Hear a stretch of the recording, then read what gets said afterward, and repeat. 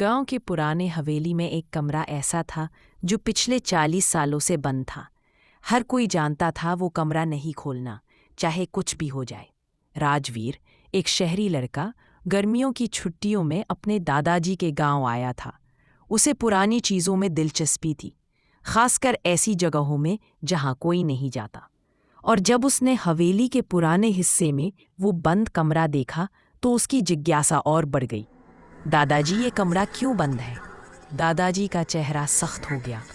उस दरवाजे के पीछे कुछ ऐसा है जिसे छेड़ना नहीं चाहिए बेटा। लेकिन मन तो मन है।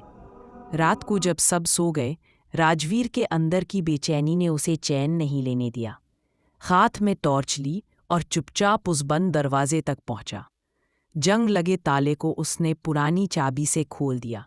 कर्क आवाज आई और दरवाज़ा धीरे से खुल गया। अंदर अंधेरा था, दीवारों पर उखड़े हुए चित्र, जले हुए दिए और एक पुराना आईना। जैसे ही उसने टॉर्च उस आईने पर डाली, उसका अपना अक्स दिखा, मगर कुछ अजीब था।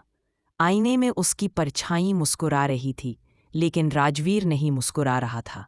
और तभी आईने से आवाज आई, तू आ गया। राजवीर के हाथ से टॉर्च गिर गई।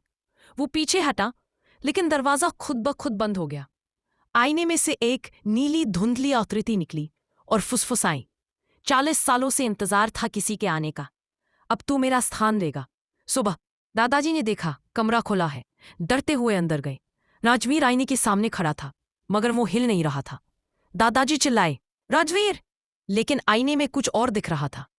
वही नीली आकृति अब बाहर थी और राजवीर आईने में बंद हो चुका था।